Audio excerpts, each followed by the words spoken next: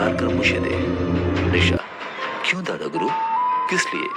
ये मेरे पुत्र की निशानी है, इसको तो आप मेरे से मत लीजिए।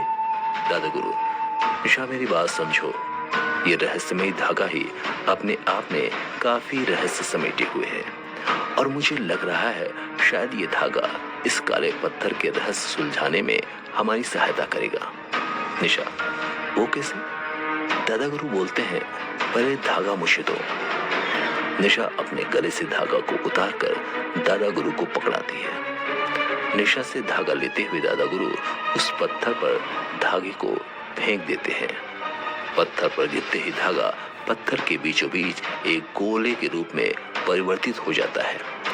ऐसा लगता है जैसे किसी ने पत्थर के बीचों बीच एक वृत्त बना दिया हो और वृत्त के बनते ही पत्थर पर सुनहरे स्वर्ण अक्षरों में संस्कृत की कुछ पंक्तियां उभर आती हैं। उन पंक्तियों की तरफ देखते हुए दादा गुरु और निशा एक साथ उन पंक्तियों को पढ़ते हैं। अधरम मधुरम वंदन मधुरम नैनम मधुरम हंसित मधुरम हृदयम मधुरम गगनम मधुरम मधुराधिपते रखिलम मधुरम। इन पंक्तियों को पढ़ते ही दादा गुरु मुस्कुराते हुए निशा से कहते हैं, कुछ समझ में आया बेटा? दादा गुरु, मैं इतना तो जान गई हूँ कि ये पंक्तियां भगवान श्री कृष्ण की स्तुति से संबंधित है, लेकिन इस आयाम में, अलग ब्रह्मांड में, इस काले पत्थर पर ये पंक्तियां क्यों लिखी हुई हैं?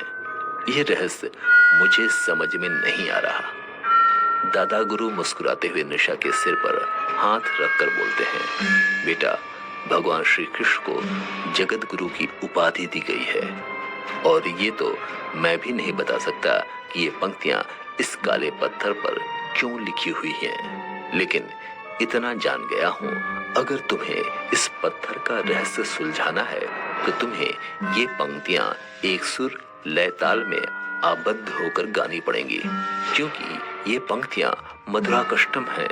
भगवान श्री कृष्ण की एक स्तुति मधुराकष्टम भी कहलाती है और तुम्हें संपूर्ण मधुराकष्टम तब तक गाना पड़ेगा जब तक ये पत्थर खुल न जाए।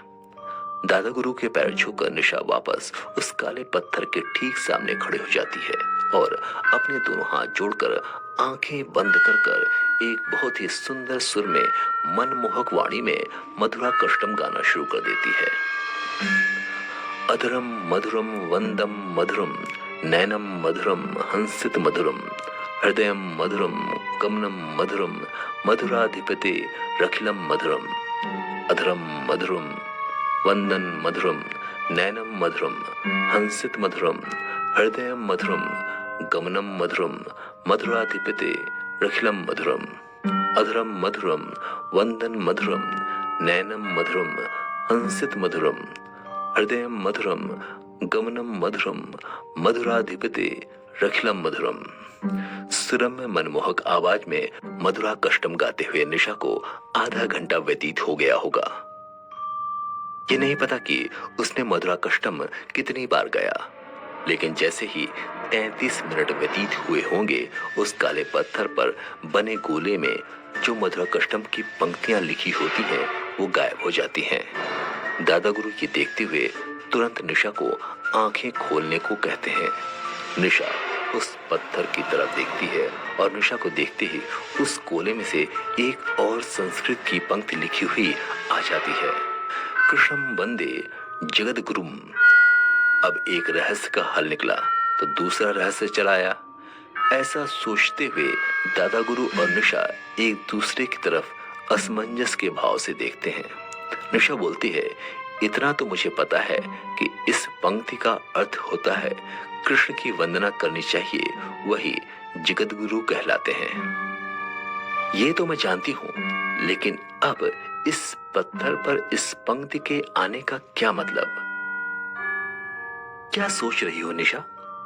दादा गुरु की आवाज सुनकर निशा की तंद्रा भंग होती है और उस काले पत्थर के सामने जाकर खड़ी हो जाती है और गोले में लिखी हुई सुनहरे अक्षर की पंक्ति कृष्णम वंदे जगत गुरुओं को देखते हुए अपने दोनों हाथों को उल्टा करके एक बार अपने हृदय के पास लाती है फिर सामने करके हाथों की एक मुद्रा बनाती है।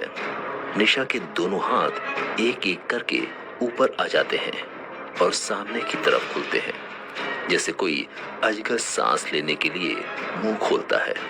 दादा गुरु निशा के इस प्रयोग को करते हुए देखकर बोलते हैं, वाह निशा, आज तुमने सूर्यादि साधना खंड विभूति को साकार रूप दे दिया। इस साधना में इंसान चाहे किसी भी ब्रह्मांड में हो, चाहे किसी भी आयाम में हो, वो इस विधि के माध्यम से सूर्य की किरणों द्वारा किसी भी पोषक को या किसी भी रूप को धारण कर सकता है। आज मैं अपनी आंखों के सामने इस साधना को पहली बार तुम्हारे द्वारा फलीभूत होते देख रहा हूँ। इसका मुझे बहुत गर्व है कि तुम हमारी शिष्या हो। कुछ समय पश्चात निशा के वस्त्रों का रंग बदलने लगता है। सिर पर सुंदर सा रत्न जड़ित स्वर्ण मुकुट मोरपंख युक्त आ जाता है। पीतांबर वस्त्र धोती पूरे शरीर पर सुशोभित होने लगती है। हाथों में बाजूबंद, कमर में करधनी और करधनी में एक सुंदर सी रत्न जड़ित 8 छिद्रों वाली मणियुक्त मुरली दिखाई देने लगती है। निशा के वस्त्रों के साथ साथ उसके चेहरे पर भी सुंदर कुमकुम का तिलक, कानों में स्वर्ण कुंडल, हाथों में पैरों में कुमकुम लगा हुआ निशा पूरी तरह से जगदीश्वर श्री कृष्ण के रूप में दिखाई दे रही होती है। दादा गुरु दोनों हाथ जोड़कर जमीन पर अपना मस्तक रखकर निशा की उस मनमोहक छवि को प्रणाम करते हुए बोलते हैं, हे देवाधिदेव वासुदेव आदि जगत गुरु श्री कृष्ण, आपको मेरा प्रणाम, आपके इस रूप को मेरा प्रणाम। निशा तो रहेगी, लेकिन इस समय उसने आदि जगत गुरु जगदीश्वर श्री कृष्ण के रूप से जगदीश्वर श्री कृष्ण के रूप को समाहित कर लिया होता है। उसके चेहरे का गोरा रंग भी सांवला हो चुका होता है। दादा गुरु की तरफ देखकर मुस्कुराते हुए निशा काले पत्थरों की तरफ देखते हुए अपने एक पैर को उठाकर दूसरे पैर के घुटने से लगाकर हाथ जोड़कर आकाश की तरफ उठाकर इस पंक्ति कृष्णम वंदे जगत गुरुवम, कृष्णम वंदे जगत गुरुवम, कृष्णम वंदे जगत गुरुवम का जाप शुरू कर देती है। निशा को जाप करते हुए देखकर दादा गुरु उसी हाथ जोड़ी हुई अवस्था में जमीन पर बैठ जाते हैं, जैसे उन्हें विश्वास हो जाता है कि जो निशा कर रही है उसमें उसे सफलता जरूर मिलेगी। 15 मिनट का समय व्यतीत हुआ होगा कि दादा गुरु जल्द से निशा की तरफ जाकर उससे बोलते हैं, आंखें खोलो निशा, आंखें खोलो, तुम्हारी स्तुति सफल हो गई, ये रहस्य भी सुलझ गया। निशा आंखें खोलते हुए काले पत्थर की ओर देखती है और अपने होठों पर तिरछी मुस्कान लिए बोलती है, दादा गुरु एक और रहस्य आ गया। निशा की बात सुनते हुए दादा गुरु जल्दी से काले पत्थर की तरफ देखते हैं। उन्हें दिखाई देता है काले पत्थर के ठीक ऊपर बड़े बड़े सुनहरे अक्षरों में मुरलीधर लिखा होता है और उसी रहस्यमयी गोले के अंदर कर्षति आकर्षति इति कृष्णा लिखा दिखाई देता है। निशा के कुछ कह पाने से पहले ही दादा गुरु बोल पड़ते हैं, निशा इस पंक्ति का रहस्य तो मुझे समझ में आ गया है। अब तुम अपने कमर में लगी हुई मुरली को निकालकर उसे बजाओ एक सुंदर तान में, तभी ये पंक्ति सुलझ सकती है और ये रहस्य भी सुलझ जाएगा। निशा मुरली बजाओ। दादा गुरु की बात पूरी समाप्त होने के बाद निशा अपने दोनों हाथ जोड़कर कहती है, दादा गुरु क्षमा चाहती हूँ, मैं आपकी बात नहीं काट रही हूँ, लेकिन अगर मैं आपसे कुछ पूछूं तो क्या आप उत्तर देंगे? हाँ पूछो निशा, क्या पूछना चाहती हो? दादा गुरु, ये संपूर्ण आयाम ब्रह्मांड बिल्कुल काला है। यहाँ कभी दिन का उजाला नहीं हुआ। रात्रि से भी भयानक काले अंधकार चारों तरफ व्याप्त है।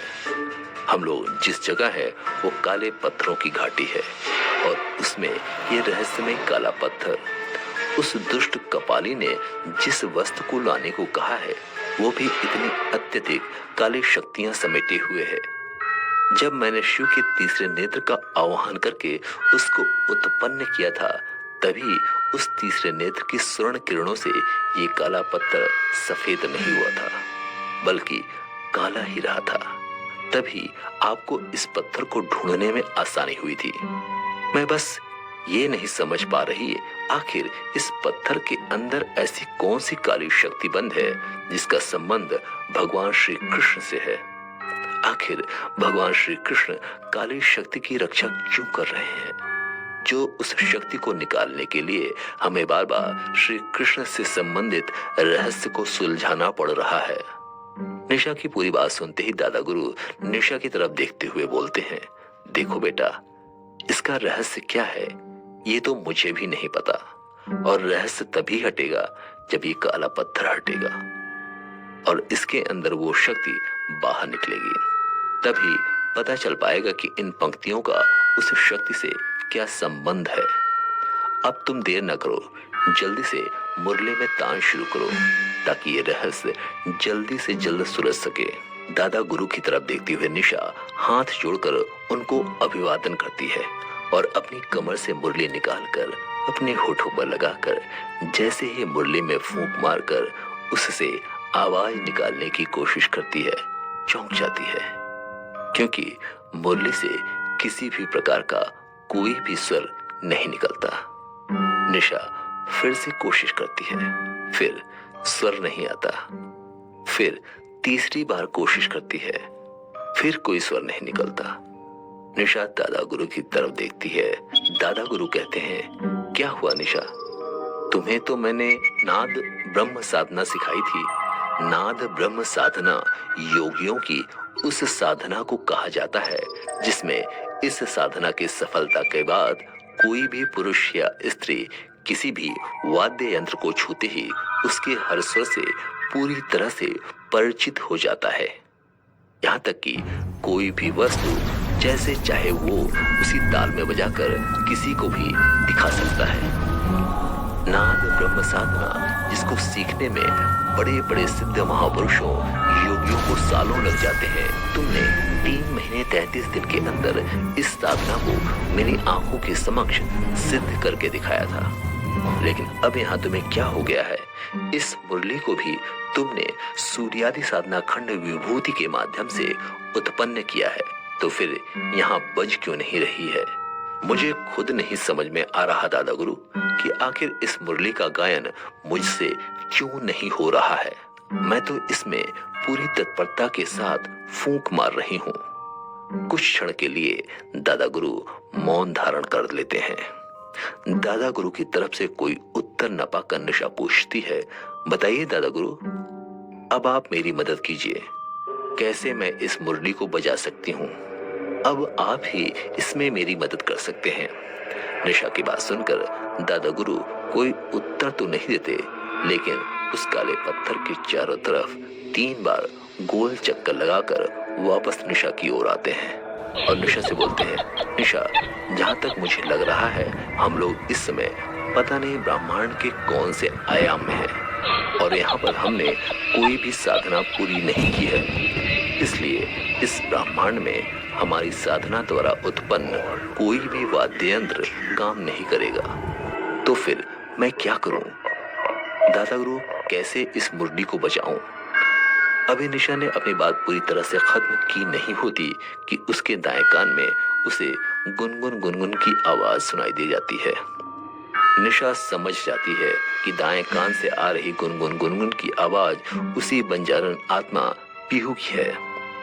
निशा दाएं कान में हाथ लगाकर पीहू की आवाज सुनने की कोशिश करती है। पीहू, कैसी हो तुम? माफ करना, इधर काफी देर से मुझे ध्यान ही नहीं रहा कि तुम भी मेरे साथ हो। कोई बात नहीं दीदी, मैं समझ सकती हूँ। ये जरूर कहूंगी, मैं उस समय बहुत ज्यादा परेशान हो गई थी जब लावे की गर्मी से आपका शरीर पूरी तरह से जल चुका था और आप मृत्यु को प्राप्त हो गई थी। मैंने उस समय अपने संजीवनी तार द्वारा आपके संपूर्ण शरीर को ढक लिया था ताकि लावे का असर आप पर न हो, लेकिन ये लावा पृथ्वी लोक का नहीं था, इसलिए आपका शरीर जल गया। माफी चाहती हूँ दीदी कि मैं आपकी रक्षा नहीं कर सकी। मेरे रहते हुए आप मृत्यु को प्राप्त हो गई। गर्व होता है दीदी उस शख्स पर जो इस आयाम का रखवाला था, जिसका नाम था प्रिंस। पीहू के मुंह से प्रिंस का नाम सुनकर निशा की आंखों से एक बार फिर से आंसू टपक पड़ते हैं। निशा को रोते हुए देखकर दादा गुरु निशा की तरफ आते हुए बोलते हैं, क्या हुआ निशा, तुम रो क्यों रही हो? तुम्हारी आंखों से आंसू क्यों निकलने लग गए और तुमने अपने दाएं कान पर हाथ क्यों रख लिया है? क्या कान में किसी तरह कोई पीड़ा का अनुभव हो रहा है? जी नहीं दादा गुरु, बस मैं कुछ सोच रही हूँ। तो कान पर हाथ रखकर सोचने का क्या मतलब है? कुछ नहीं, बस ऐसे ही मुझे कुछ क्षण के लिए इस पत्थर के समीप बैठ जाने दीजिए, मैं कोई न कोई रास्ता निकालती हूँ। दादा गुरु कहते हैं, ठीक है, जैसे तुम्हारी मर्जी। इतना बोलकर दादा गुरु निशा से 10 कदम दूर जाकर बैठ जाते हैं और निशा को देखने लगते हैं। इधर निशा रोते रोते मन में पीहू से बात करती है, कभी नहीं भूलूंगी मैं अपने उस बच्चे को जिसने मेरी कोख से जन्म तो नहीं लिया, लेकिन जिसने अपने आप को मेरा बेटा बनाकर माँ का कर्ज उतार कर चला गया। आप सत्य कह रही हो दीदी, आज के कलयुग में यहाँ कुछ जगहों पर भाई भाई का दुश्मन है, बहन बहन की दुश्मन है, बेटा बाप को मारता है, माँ को मारता है, पत्नी को मारता है। वहीं इस आयाम में ये बेटा अपनी मरी हुई माँ को जिंदा करके खुद का अपना अस्तित्व समाप्त करके चला गया। आप परेशान न हो दीदी, मैं इस रहस्य को सुलझाने में आपकी मदद कर सकती हूँ। पीहू के मुंह से इतना सुनते ही निशा एकदम से चौंक जाती है और उससे पूछती है, कैसे? पीहू, बिना इस मुरली के किसी भी प्रकार के स्वर निकले यह आखिरी पंक्ति नहीं सुलझ सकती। मैं जानती हूँ दीदी, इसलिए मैं अपनी आत्मा की ध्वनि तथा प्रकाश से भी तीव्र गति से इस मुरली के 8 छिद्र से गति करते हुए निकलूंगी, जिससे इस आयाम के वातावरण की हवा से मेरी गति का घर्षण होगा और इस मुरली से वो स्वर निकलेगा जो इस रहस्यमय पंक्ति को सुलझा पाएगी। क्या सच कह रही हो तुम? क्या सच में तुम्हारी गति से ऐसा संभव होगा? जी दीदी, मैं सच कह रही हूँ, लेकिन